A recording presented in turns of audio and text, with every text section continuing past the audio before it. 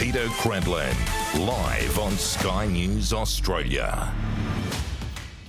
Indeed, good evening. Welcome to the show. Thank you very much, Chris Kenny. I'm Steve Price, filling in for Peter Credlin. Peter will be back with you on Monday, and I'll be with you tonight and tomorrow at this time. Here's what's coming up on Credlin tonight. With youth crime exploding, as we know, across Australia, everywhere from Alice Springs to Darwin to the suburbs of our major capital cities, politicians from both sides are now battling to find a solution. Is a total ban on social media site TikTok one of the answers, or, as the opposition suggested today, remote bush camps for convicted offenders? We'll look at that issue from all sides, including joining the Alice Springs Mayor in the middle of it all. Also tonight, yet another bungle from embattled Immigration Minister Andrew Giles, with reports that a number of Palestinian mothers and their children have been offloaded from Australia-bound flights and had their visas cancelled with absolutely no explanation. You have to ask whether those visas ought to be issued in the first place. And truth in political advertising. Now, this is something voters have been calling on, and the media, for years. It might be about to become a reality. But I have to ask the question, who will be the truth police, and what differentiates a political lie from a promise you never intended to keep? Remember the stage 3 tax cuts? We will debate that issue with our panel tonight. Plus, here we go again. Moronic vandals tear down another Victorian statue. First it was Captain Cook in 2 locations. Now overnight, a statue of Queen Victoria in regional Geelong. Defaced for the second time in weeks, but this time completely ripped from its plinth. It looks like the work of the same mob, using words like, "The colony can fail." I think the police need to lock these criminals up very quickly. But first, though, it seems a lot of chickens might be about to come home to roost in this mad dash to achieve ridiculous net zero emission targets that the Albanese government, led by that climate zealot Chris Bowen, have set for themselves. And I suspect the insertion into the debate by Peter Dutton of the very real addition of nuclear energy to our energy mix has a lot to do with what we've witnessed in recent weeks. Now, I'll catch up with the Australian's Graham Lloyd shortly, but as the Australian newspaper reported yesterday in its business section, investment in renewable energy projects over the past 12 months has all but collapsed. These numbers, by the way, come from the privately funded Clean Energy Council, not from some anti-renewable mob with an axe to grind, and it should make for some very sombre reading for Minister Bowen as he rockets around the country desperately selling his climate plans that are in danger of falling well short of what he promises. He was launching some trucks today. So here we go. Fact 1. Last year, 2023, spending on large-scale renewable energy projects fell by 80% from the previous year. Fact number 2. Investment in big solar and wind projects, you know, the carpeting of rural landscapes with hectare after hectare of solar panels and ridgeline after ridgeline dominated by 5-storey and higher wind turbines, well, that plummeted to just $1.5 billion in 2023, down from $6.5 billion the year before, a fall of 77%. And don't forget, the feds, to get anywhere near their emissions target, has to see much more of this stuff being built, not less. Now, the Clean Energy Council blames the falling off a cliff moment on a logjam in planning and environmental approvals, plus a tight labour market and equipment shortages that presumably didn't exist somehow the year before. Now, I find that excuse very hard to believe. Now, fact 3, big wind farms were hit hardest. Now, remember, Chris Bowen spends his out-of-parliament time spruiking big wind. Well, guess what? There were none, zero new financial commitments, none to the big wind projects in 2023 after 6 the year before. Now, a reminder again, this data is from the green outfit, the Clean Energy Council. Bowen, by the way, as the Australian reminded us yesterday, wants 82% of our electricity to come from renewables by 2030. That's 5 years and 6 months away, folks. Now, incredibly, this collapse in renewable investment comes despite the bribery scheme set up late last year by this minister, where amazingly he established something called the Capacity Investment Scheme. What's that, you ask? Well, it's a rolled gold guarantee to renewable investors by you, the taxpayer, to a minimum return on new solar and wind. In other words, invest in a wind farm and we, the taxpayer, will enter a contract to ensure you don't go broke. And still they can't get people to invest. This all comes in a week when the chair of the Productivity Commission, Danielle Wood, warned the Prime Minister. Now, she said to him, don't get too carried away with investing taxpayers' money in battery production, where she says we have no comparative advantage over countries that can do it cheaper. In other words, China. Motoring groups then blew a hole in Chris Bowen's fuel efficiency arguments. Chris Bowen talks a big game, but clearly a lot of smart people with a lot of money are not prepared to take his leap of faith. And can you blame them? Let's head to Canberra now for tonight's political headlines with Sky News political reporter Trudy McIntosh. The Prime Minister is resisting pressure to follow the United States and take action against Chinese-owned social media giant TikTok. It boasts nearly 2 billion users worldwide, a platform for dancing sheep and viral videos. But social media app TikTok has a darker side. They abuse the data of their users, and number two, they use the app to interfere in our democracy. The US House of Representatives voted overwhelmingly to ban TikTok unless it cuts ties with Chinese parent company ByteDance. Here at home, the opposition wants Australia to follow suit. There should be no further excuses for the inaction of the Albanese government. We're independent. We don't follow other countries. What we do is we make decisions based on our security assessments. TikTok is prohibited on all federal government devices, but a wider ban is not on the table. And I think the Prime Minister, particularly at a time like this, doesn't need to be weak. He needs to be strong and to show the leadership that's required. Next week, the Foreign Minister will welcome Chinese counterpart Wang Yi to Canberra, the first visit since 2017. A chance to raise the case of Yang Henjun and the lingering trade restrictions. It's a good thing to have dialogue. We have had some significant progress. Where our interests diverge, I think it's important for us to be open and frank in those conversations, and I think that the TikTok discussion is one such issue at the moment. When Parliament returns here next week, Peter Dutton will push for a crackdown on youth crime. He's tapping into the anger in parts of the country about so-called posting and boasting. If they're part of a gang or if they're part of a culture where they can post an image of them driving a motor vehicle stolen, if they're standing in a bedroom with an elderly lady asleep, that wins them great kudos online. So it's a big part of the motivation. The Coalition will introduce laws to make it illegal to post videos of violent crimes online and give courts the power to ban offenders for 2 years. It also wants new powers for the E-Safety Commissioner to take down violent content. This is a very, very important and significant step. Trudy McIntosh, Sky News, Canberra. Thank you for that, Trudy. Now, for a look at today's big stories, I'm joined by the media writer for The Australian, Sophie Ellsworth. Always glad to see you, and Deputy Executive Director of the Institute of Public Affairs, Daniel Weil. Welcome to you both. Daniel, let's start with you. Funding stoush broken out between some of the states and the federal government. New South Wales Premier Chris Minns, he's demanding to know why his state is $1.6 billion worse off while Victoria and WA have got increases. Have a listen to Minns. He didn't hold back today. If the previous regime was in place, we would have got 94 cents in the dollar.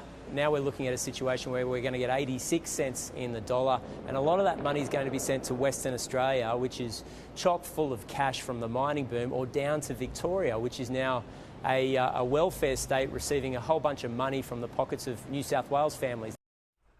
We always have these state-by-state arguments, but it would appear that Victoria has done extremely well. Now, we know Victoria's broke. Yep. I saw the PM today saying, well, this is an independent body that works out who gets what from the GST, but the federal government has a fair bit of influence. What do you think's going on here? Well, that's right. Victoria's doing well out of the GST because it's doing bad as an economy. You're only going to get more money as a state if your economy is going backwards because it's based on your revenue-raising capacity. Now, we know Victoria's revenue-raising capacity is going backwards because the economy is going backwards. We've had the Assistant Treasurer a couple of weeks ago of Victoria say, well, Victoria is the nation's economic engine room. It's not.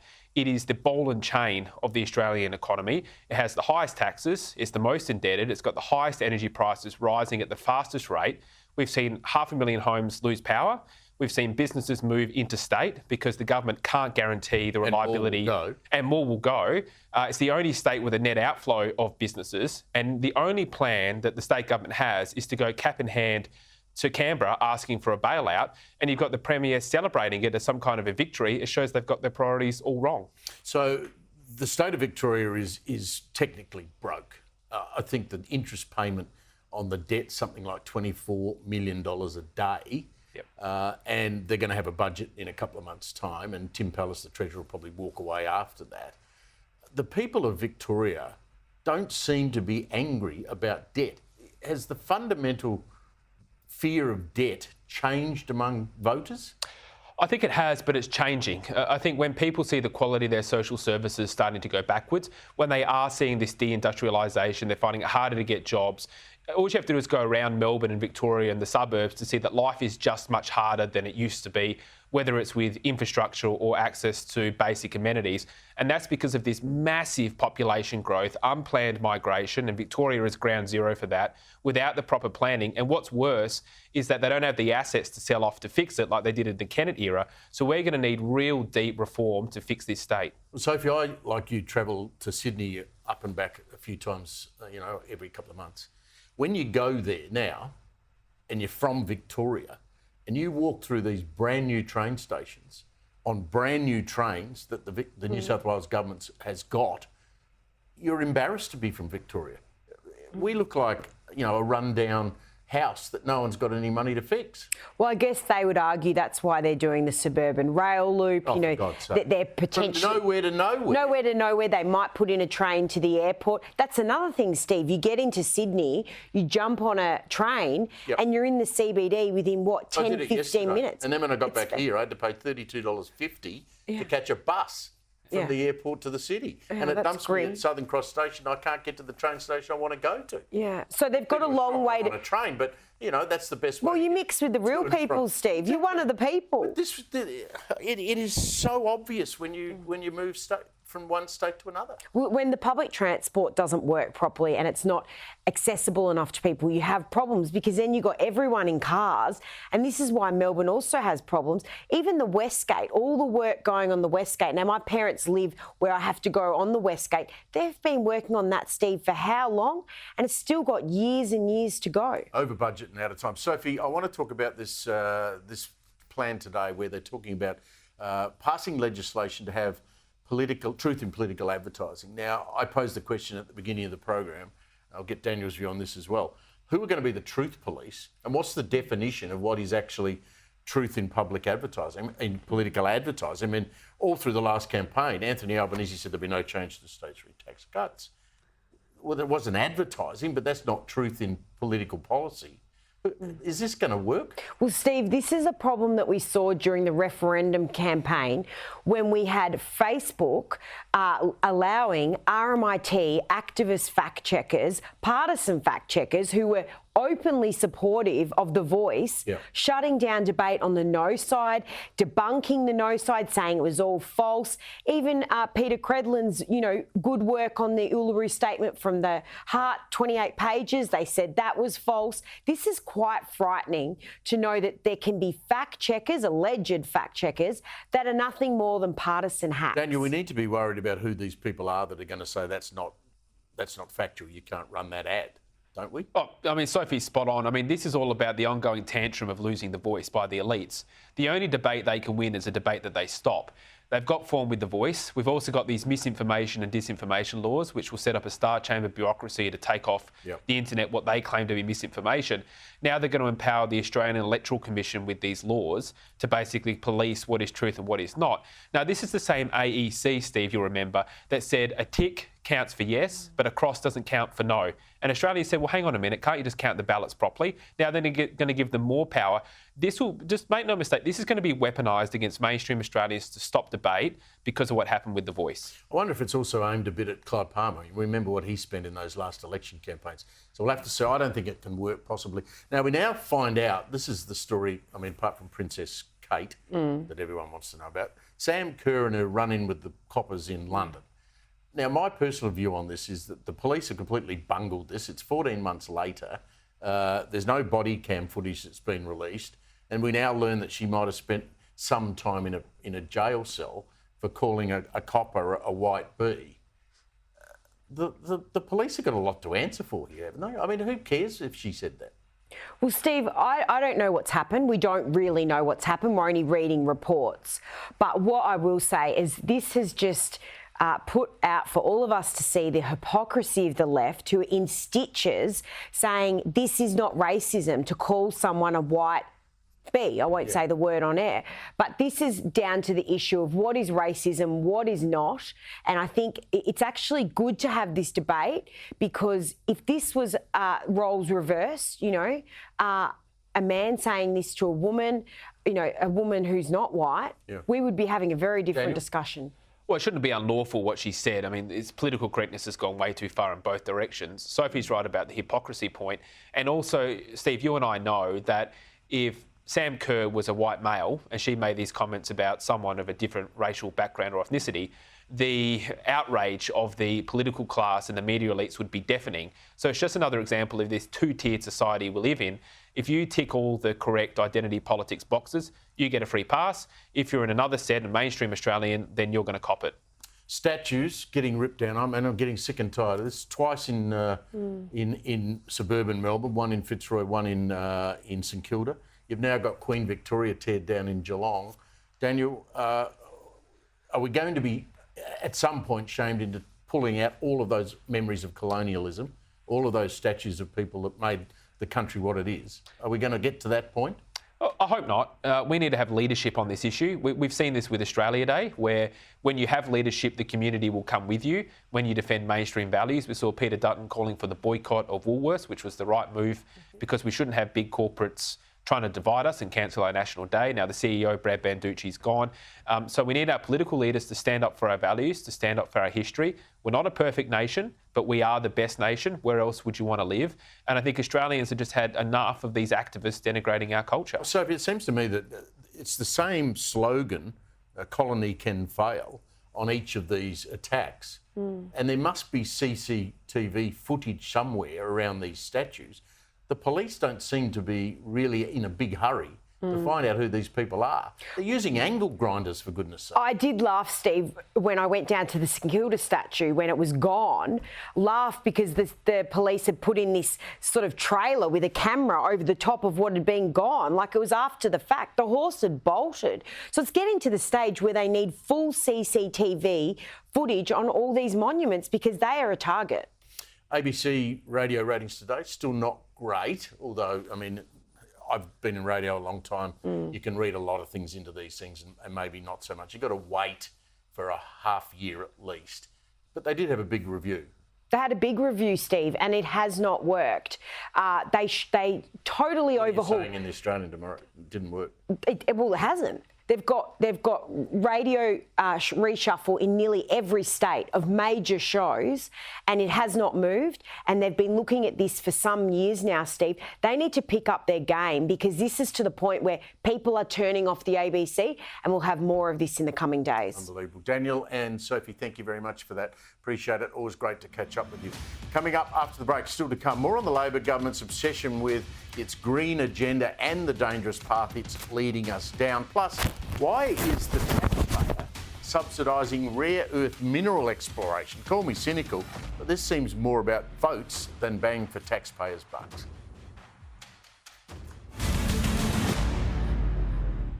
Welcome back to Thursday. Credlin. Peter will be back with you on Monday. Steve Price filling in for Peter. Now, the Albanese government, as I said at the beginning of the program here, they are pushing ahead with implementing their new vehicle efficiency standard. This is a complicated issue, but it's one that deserves debate. Now, this is even as the Australian Automobile Association, which is the Motor Traders Association of Australia, and you have in there as well the Housing Industry Association, Toyota, and even the Prime Minister of Thailand, warning of impending issues with this plan to require car makers to sell more efficient cars. Now, for more, let's bring in the Environment Editor for The Australian, Graham Lloyd. Graham, always great to catch up with you. We have Chris Bowen in Question Time week after week after week, and then whenever he does a media interview, trying to confuse motorists by saying, if you live in Dubbo, when we bring in these new emission controls on vehicles, you'll save yourself $1,200 a year in petrol. This is not an argument about petrol and the amount of miles or litres per gallon that you do per kilometre, is it? No, that's right. Good evening, Steve. This is a transition in the motor industry, much like the transition in the power sector. And the peak motoring body has had a look at what's been proposed, and they've really called it out for what it is. It's a transfer of cost from existing motor vehicles that people want to drive towards electric vehicles. They say to meet these standards, cars like the dual cabs and things that people want to buy now will have to become a lot more expensive, and electric cars will have to become a lot cheaper. So what we're going to see potentially is a sort of flood of Chinese cars coming in where those producers will only have electric cars. They'll receive subsidies and they will collect them from the Toyotas and the VWs and others who are going to be ground down like the coal industry is today. Yeah, I was talking to a major motor retailer yesterday, and they have a combination of traditional petrol and diesel vehicles, and they have a fairly large electric car fleet. So they get bonus points for the electric cars, but penalised for the non-electric cars. So if you've got a motor retailer, Graham, I'll try and make this as simple as possible, who has very few electric vehicles in their fleets, they are going to have to charge more for their cars because of the penalties they're being given, or absorb that into their cost. That's right. Anybody that's selling internal combustion engine cars is going to have to increase the cost of them and basically transfer a penalty across to those who are supplying battery-operated cars, whether that's internally or whether that's between manufacturers. And this is why Thailand is so upset that they're importing 200,000 cars per year to Australia, predominantly dual cabs. They're not going to meet these standards. I had to laugh today, Graham. I was watching Chris Kenny in the previous hour, and the Prime Minister and Chris Bowen were out in Sydney, Western Sydney today, at Global Express headquarters, where they were spruiking the fact that they've spent $40 million on getting a fleet of electric trucks. Global Express obviously is a company that delivers parcels to people. But we then find out via Chris that 20 million of the 40 million came from the taxpayers. Yeah, and this is the situation that's there. They're really providing great incentives and tax breaks to encourage people to take these things up. And it remains to be seen. There needs to be a durable second-hand market. These vehicles have to perform in real-world conditions. And the evidence from around the world is that consumers, even those who sort of jumped at the opportunity initially, are a lot more reluctant to buy an EV the second time around. This may change, but it's a tough ask, and we're looking at a big disruption in the industry, and it's quite possible that motorists will just decide, look, I'm just going to hang on to the car I've got. I mentioned, Graham, at the start of the program, the business section of The Australian yesterday had a story that had some detail about renewable energy capacity and new projects. Investment in both solar and wind had dropped in the last 12 months by 80%. Now, they're trying to blame this, apparently, the industry on slow planning, environmental approvals, over rising costs and a tight labour market. But it would appear, if I'm not misreading that report from yesterday, that investment has really fallen off a cliff, Graham. Well, that's right. The companies have really just closed their wallets because they're waiting for two things. They're waiting for the federal government to build a whole load of transmission lines so they can be sure they can connect up to the grid, and they're waiting for the government to tell them that they will underwrite the profitability of projects. So all this talk we heard about needing certainty through legislative targets and what have you kind of missed the point. What they want is certainty that taxpayers are going to make sure they make money. And there's probably good reason why they're concerned. If we're going to overbuild renewables to make sure that it's always there sometime, there's going to be a lot of capacity that's just sort of going to waste for large periods, and they're going to want to make sure they still get paid. I'm very worried by a Victorian government announcement today. The Premier Jacinta Allen was out standing in front of a wind turbine, saying that she and her government plan to accelerate the planning process for these renewable projects. They're going to remove the requirement for them to go before a planning panel, and she's going to and some of these things are taking years to get approval. She's going to cut that down to 4 months. I fear that a lot of our friends in the bush, particularly our farming friends, are going to be confronted here with a government's going to say, well, bad luck, we know you don't like this in your paddock, but you're going to have it. Yeah, look, there's a real authoritarian bent in the whole green transition. And as people are frustrated at the speed of the rollout of something they thought would be pretty easy, I think we're going to see that come to the fore. I mean, it's outrageous that communities don't have a big input into what's going to be foisted upon them, particularly given the experience of projects so far. Things are delayed for a good reason. There is a bad reputation of the industry on the way it has consulted. So the answer from Victoria seems to be, well, we'll just do away with the consultation. Just briefly, Graham, I note today federal Labor is going to underwrite by more than $1 billion of our taxpayers' money in loans and grants to build this rare earth mine in the Territory and support a major WA lithium mine. If these mines are such great projects, why do they require the input of the Australian government? When did the Australian government suddenly become financier to a mine? Yeah, it's a complex issue, this one, Steve. There's a great desire among free nations led by the United States to have an alternative supply of rare earths from China. And so they're subsidising production facilities to make sure they don't get cut off. But what we're really seeing is that industry is not always able to compete with what China's doing. They have a stranglehold on the market. They depress the price.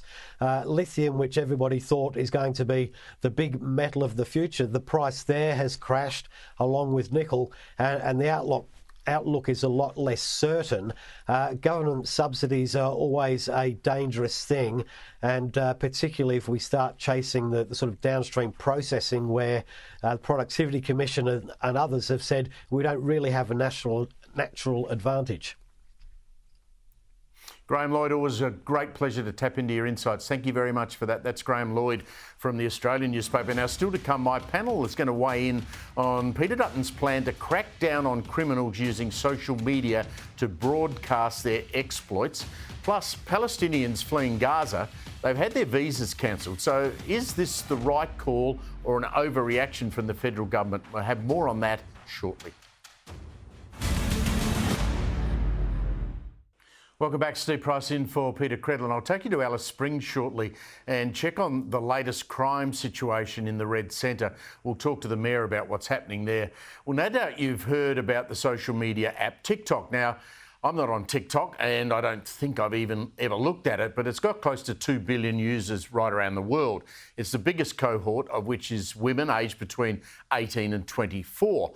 While it still ranks as the 5th most popular social media platform overall, it's been responsible, we're told, for resurrecting songs by Fleetwood Mac and Boney M, they're the good things, and causing a rush on Crocs, of all things, and Stanley Cups. But behind the scenes, tech experts and lawmakers have been concerned about TikTok's Chinese owners, a company called ByteDance, which could be compelled to turn over user data to the Chinese government at any time.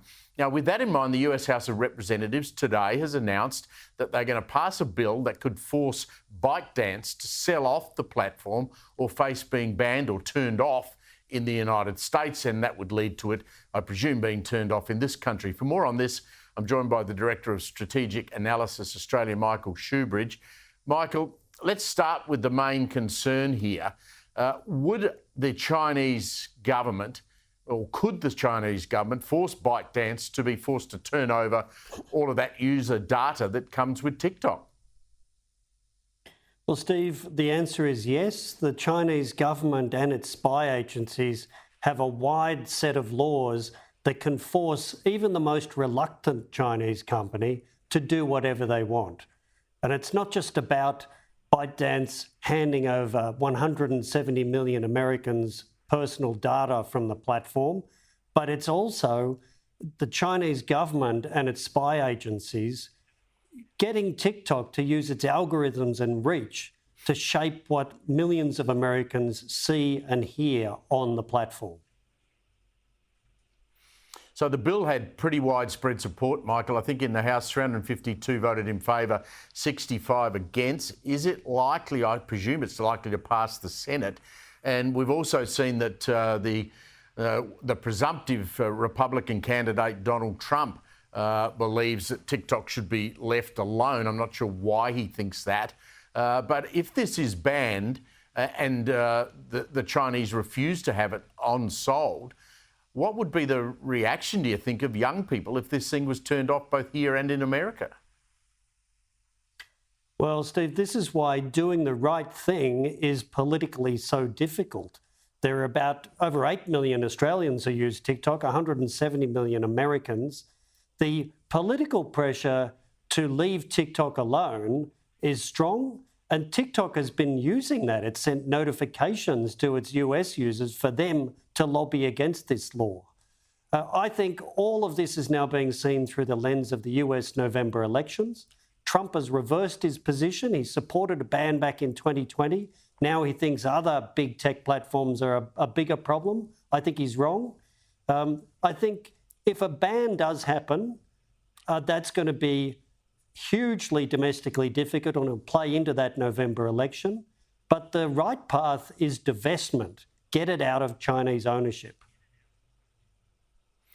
The other thing that this plays into, and the Financial Review reported on this yesterday, is there's quite some concern within the United States about the level of imported motor vehicles, electric cars, from China. China has ramped up its production of electric vehicles. There's lots of them coming into Australia, Michael, as well. You add to that the fact that the Biden administration is going to replace all of the cranes in its ports that were manufactured in China, about concerns that there might be within those structures things the Chinese Communist Party can turn on or off. Are we in some sort of futuristic situation here where people are concerned that at the flick of a switch, China could suddenly disable America's Chinese imported electric vehicles or stop the cranes from working? Well, yes, Steve, it's not futuristic. These electric vehicles and Chinese cranes at major ports, including here in Australia, they're all software-operated systems. Those software all are laced back to the Chinese company that owns and controls them. And that means the Chinese Communist Party can step in and control those companies and the electric vehicles and cranes that they've sold to all of us. So TikTok's already built a global user base. We shouldn't let that happen with Chinese electric vehicles. Swallow, I got you on another issue. From a strategic point of view, how worried are you about AUKUS, given that the Americans have said they're going to halve the number of Virginia-class submarines that they could actually produce this year, and that pushes us presumably back in the queue? I saw Alexander Downer talking to Chris Kenny saying exactly that. Is this a major concern for the Australian government and the success of AUKUS? Steve, I think there is growing pressure on America to build enough submarines for its own Navy.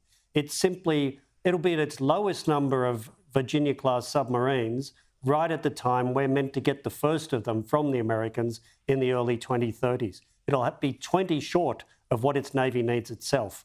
That can't be changed now. That pressure is going to grow. We really need a plan B for AUKUS. And the obvious thing is great Australian companies making uncrewed underwater vessels that work with submarines. I can't see us going back to the French. I don't think we'd get a good reaction there, would we? No, or the Japanese. So, our real insurance policy here has to be uncrewed underwater systems that we can build here and have lots of.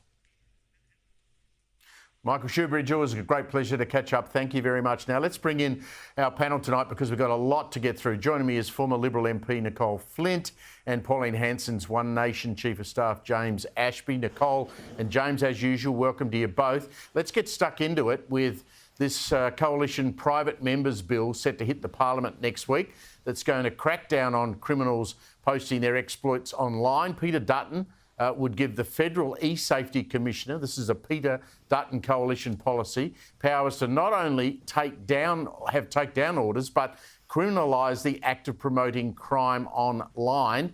Nicole, you think that's a good idea? Is it possible to even do it? It's an excellent idea, and once again, Peter Dutton is showing Australians what strong leadership looks like. And I think we'd all like to know where on earth is Anthony Albanese on this issue. So Peter Dutton has once again demonstrated that he's tough on crime and that he has the safety of Australians first and foremost in his mind. He's also shown Australians that he knows exactly which laws can be used to achieve this outcome. He will be using, I believe, the Criminal Code Act and the E-Safety Act. So he's across his brief as usual. And he's been quite creative with the solution here. That's exactly what we want to see from a leader. And, you know, finally, we are seeing some action, Steve. We are seeing a leader who is willing to act. And the question Australians should be asking themselves around the nation is, where is Prime Minister Anthony Albanese? Where is the federal Labor government? And what on earth are the state Labor governments doing about this terrible crime wave that we are currently experiencing? Yeah, it's right through the country. I mean, it's particularly bad in suburban Melbourne. It's particularly bad in regional towns in Queensland, Alice Springs, Darwin. James, it is a big issue in Queensland. Would One Nation support this idea of making people who are trying to post this stuff make it a criminal offence to actually do that? Because what other way are we going to stop this from happening? The police don't have the resources, it doesn't seem.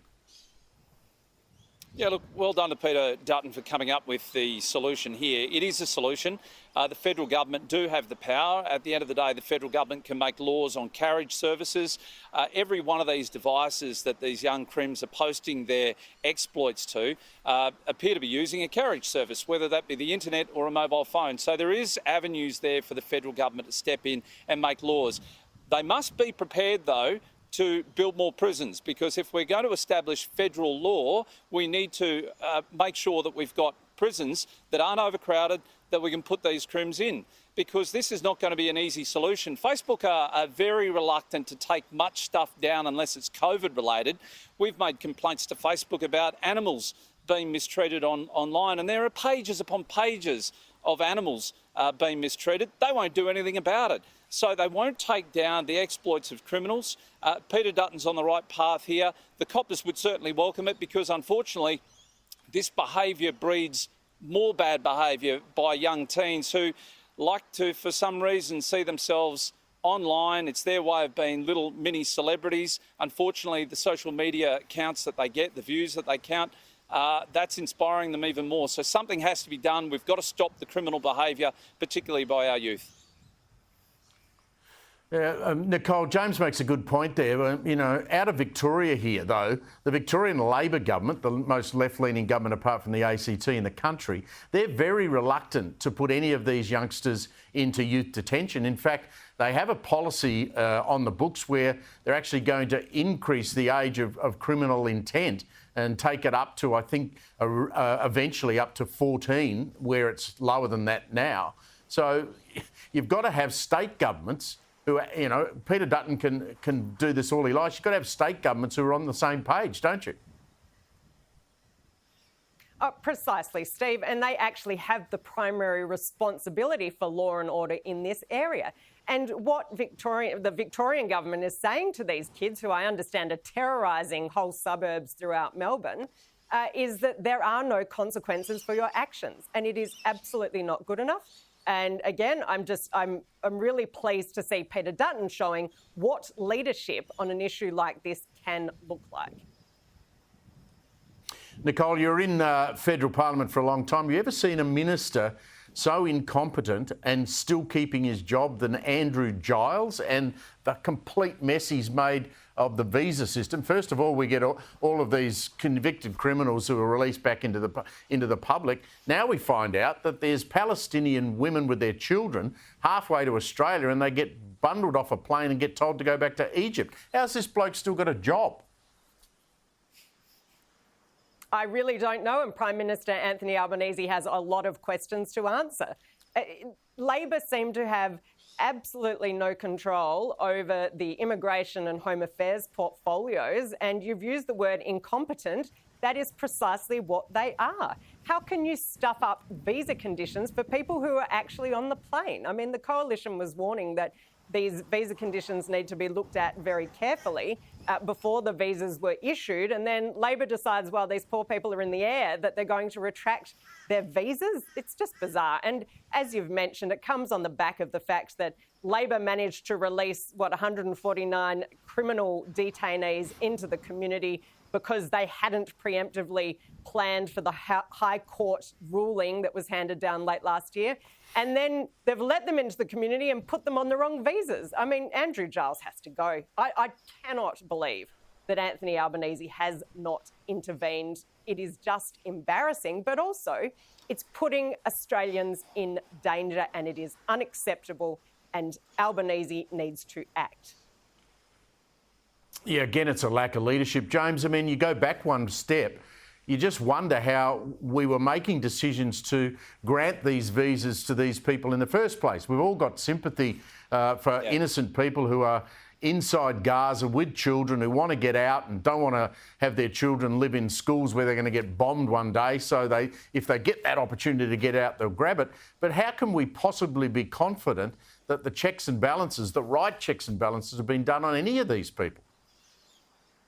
Yeah, it's a great question, and some of these visas have been granted within 1 hour of application. I'm sorry, coppers are hardly able to do a police check on somebody within an hour, let alone an immigration check at the same time. And Steve, I've got a real problem with using Australia as a safe haven when we have 122,000 homeless Australians in this country that can't get a roof over their head. How in God's name are we supposed to put a roof over these people's heads for the next 12 months? Now, they say they're a protection visa for 12 months, but we all know they never leave the country, or very rarely leave the country, because at the end of the day, Labor, if they're still in power at that time, they'll just grant them permanent residency or citizenship. So this is not the right solution. If these people need safe havens, there's plenty of countries nearby that are safe and secure, and they're Muslim nations as well. Go to them. Australia's a long way away. We don't need you. We've got nowhere to house you. Sorry. Ta-da. The Teals and the Greens, James and Nicole, always seem to want to lecture us about, we've got to look after the environment and, we shouldn't be wasting money. But you look at these expenses that what the taxpayers have forked out, $12.5 million in printing costs for politicians from July to December, 1,000 of that coming from Adam Bant, 87,000 from Teal, Kylie Tink, Allegra Spender, Sophie Scamps, they're all in there. I mean, James, how carefully inside One Nation do you watch this sort of stuff, this potential wastage? Steve, there needs to be a change to the way in which communication budgets are actually spent. Lower house MPs are able to spend it on a broader range of things, including radio advertising, print, postage. Some of these things have got extraordinarily expensive. They can also spend it on social media.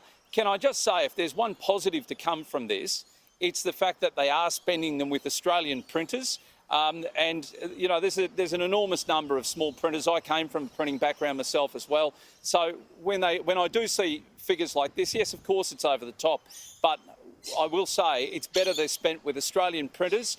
It's a shame we don't manufacture paper here anymore, apart from uncoated stuff, but it is better to be spending it on those means of communication than it is to be spending it with offshore social media outlets. The money goes offshore and overseas.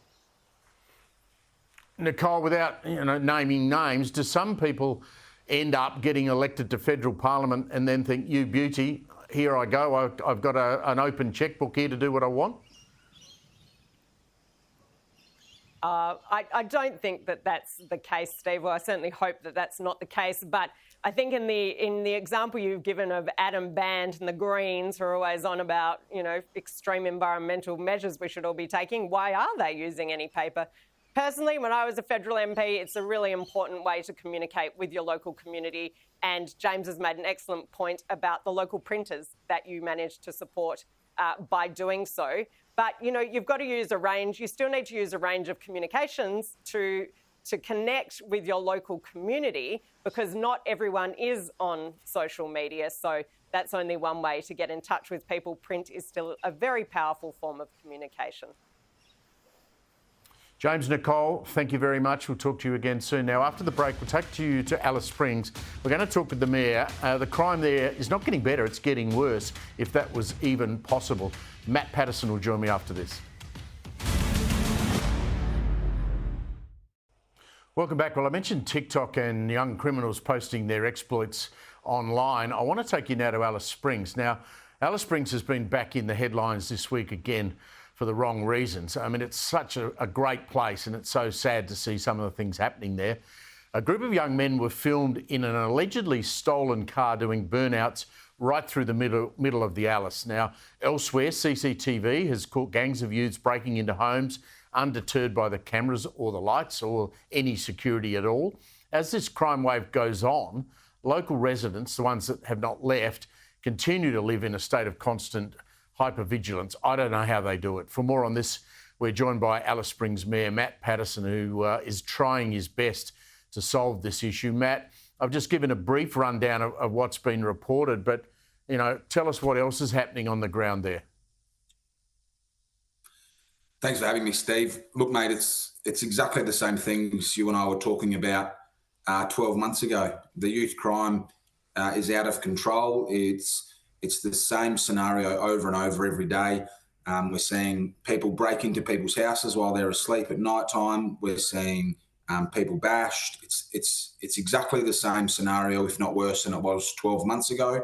The only thing that was better than 12 months ago is the alcohol problem. I've said to you and many people, we had two problems. Youth crime was one, alcohol was the other challenge we faced. Made all these policy changes around alcohol, but the youth crime just continued on and is continuing on. Would you still support some outside intervention to help the police? Well, absolutely. We don't have enough police. Talking about alcohol, we have police on our bottle shops, and as crazy as that sounds, it serves a purpose here. It's been very well received by the public for many years. However, the Northern Territory Government have just removed the auxiliary police officers off bottle shops, and it's caused absolute carnage. So we need more police officers, we know that. We just need extra resources and extra boots on the ground. Nothing has changed dramatically from 12 months ago, and it is difficult to talk about publicly because we want to promote Alice Springs as a tourism destination, but I do want to be quite frank with politicians in Canberra that the longer term things that you have in place are fantastic. It's this emergency, short-term instance we need fixed right now. Well, Matt, it's great to catch up with you again. I'm going to keep in touch. We'll come back to you as we go through the year. Thank you very much for your time, and I just hope that the Prime Minister himself, Anthony Albanese, realises things have not got any better. Matt Patterson, thanks for your time. Andrew Bolt is up next.